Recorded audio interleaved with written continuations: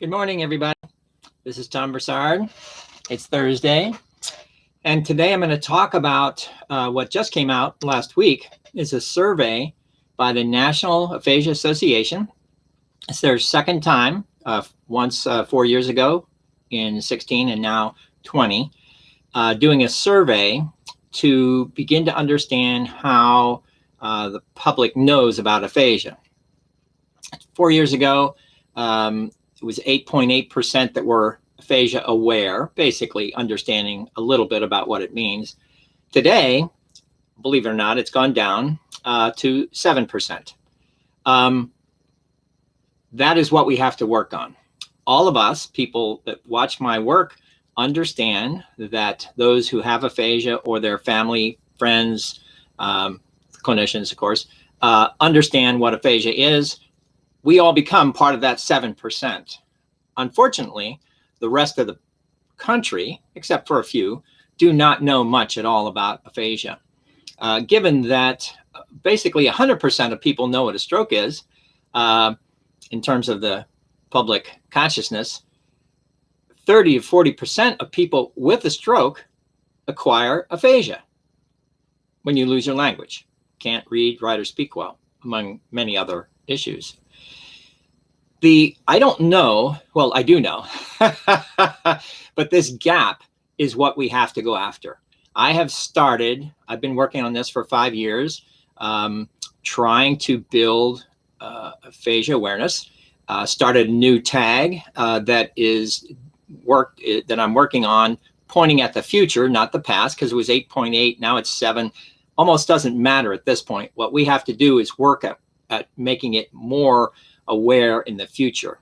What I'm now calling Aphasia Awareness Go Viral 2024. I do think it's because before the COVID, going viral was a big issue when it comes to social media. Now it's further induced by the virus itself. We have to go viral when it comes to aphasia awareness. I'm going to talk a little bit about here. I'll talk more about it in subsequent publications and YouTubes, because we have to do this. It isn't like we just have to wait until rain comes. We have to work hard on making sure that the public becomes aware about aphasia. And where the gap appears to be, at least part of it anyway, is that since everybody knows about stroke, if you end up with stroke and then have other issues, don't know this new word called aphasia, you don't know what to do because you don't know that word. So you go to stroke and you look at stroke information, websites, American Stroke Association, because you don't know the word aphasia. Even if somebody told you that, you still don't know, or if it's a communication issue, you still don't know. Where are you going to do? You start with stroke, since such a huge component of people with stroke acquire aphasia. The gap is, starting with hospitals in particularly, that the world of stroke, when they are done with people with a stroke and they are now ready to pass them over, they pass us over and they walk away.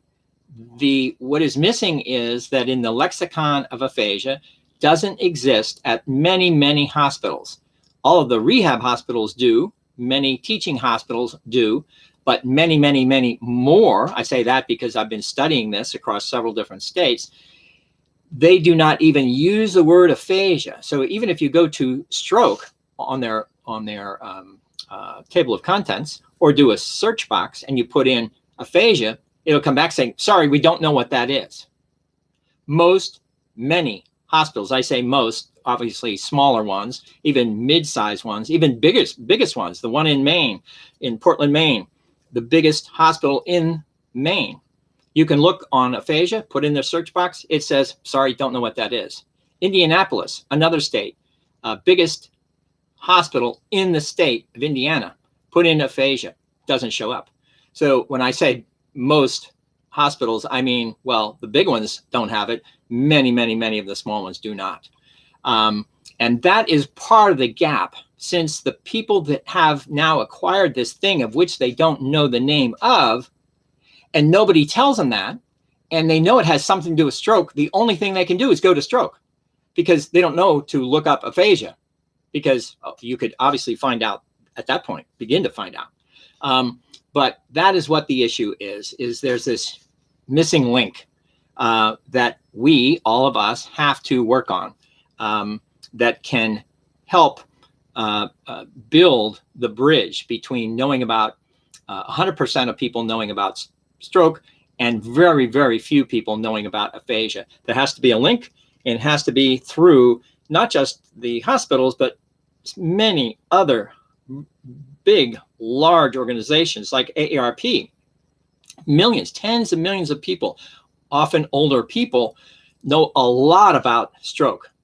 There's no chapter, there's no additional chapter behind it that says, oh yes, and next comes aphasia. It doesn't exist. Now, I know that AARP people do have articles here and there, but this has to be a committed, persistent set of information that has to come out over the next, I'll call it 4 years, right? 4 years. We have to go viral. I'll be talking about it here. As I say, I will have some details as well that we have to work on. But seriously, if stroke is a big, big planet, aphasia is right behind, not quite as big, but still big enough, but it is hidden. It's hidden by the information. It is hidden by the public consciousness, such that you can't get there from here, as it were. So, as I say, the title is Go Viral 2024. All of these organizations, whether they be hospitals, AARP,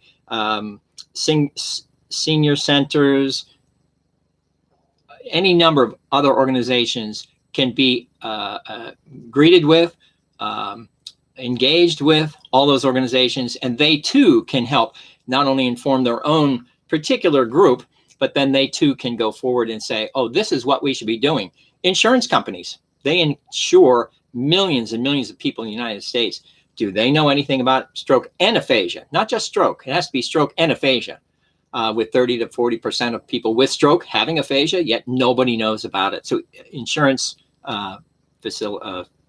companies, VA, the same thing happens. The same thing happens. So everything has to be connected between stroke and aphasia to make all of this work that can make aphasia awareness go viral in such a way, in that kind of way. So the we need to work on, well, we've seen what we did in the past, 8.8, 7. Now we have to go forward, and it has to be an inflection point. We have to go forward. We cannot have this be 7% in 4 more years. It can't be 8.8 in 7 more years. We need to, now I say we, because you'll be getting more information with me in about 10 days, saying, here's what we must do. Not somebody else should do. We all can do it. We have the capacity to do it. And these days, since we can't go see anybody, it has to all come by email and text and video. So this is all the beginning of it. There'll be an associated article about this that will be on my website, and we will talk about it from there and over the next couple of days. And then we get into Aphasia Month, which is the month of June. The kickoff for Go Viral 2024 starts on June 1st. I won't tell you what it is. No, I still won't tell you what it is, but you do see some of those books behind me. Well, there's another book coming, and it's coming on June 1st, and it is made specifically for the reason of educating the public, the wider public, about stroke and aphasia.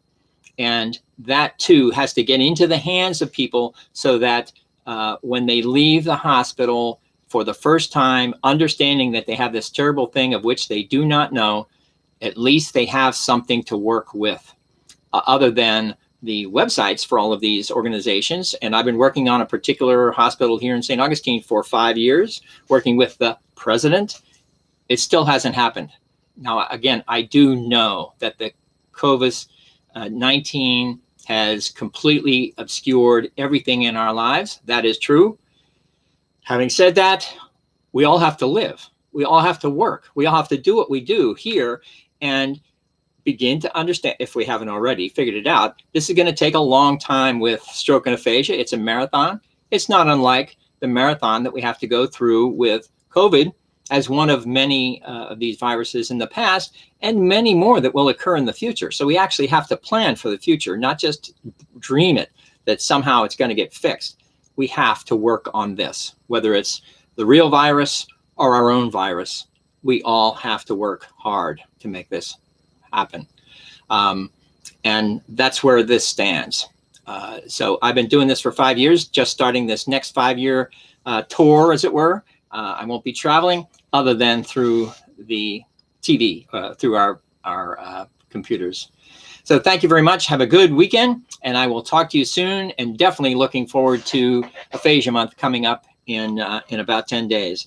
As I mentioned to you before, I'll give you this last statistic I want to tell you about. I went to the American Hospital Association. You should all go there. I'll be sending a letter to the president there.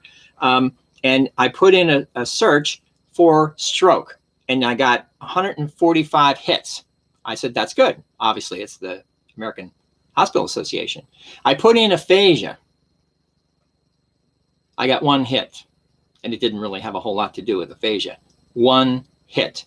Can you imagine? Is that a chasm between 145 hits on stroke and almost 0, 1 about aphasia? That really is one of the issues that allows you to understand the dearth, I like that word, dearth of information about aphasia in the wider public. All right, guys, we still have to smile. We still have to keep on working, even with everything else that we have to work on out on the outside. We definitely have to do that too. All this will pass, as we have said before. It's like going to Peace Corps for 2 years. It is going to the military for 2 or 4 or 20.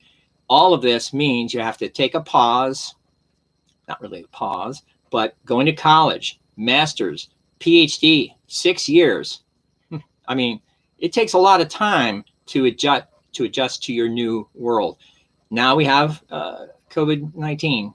It is one of those things we have to figure it out, adapt it, and go forward, because this won't go on forever. All right, all. Nice to see you all. Talk to you soon. Take care. Bye-bye.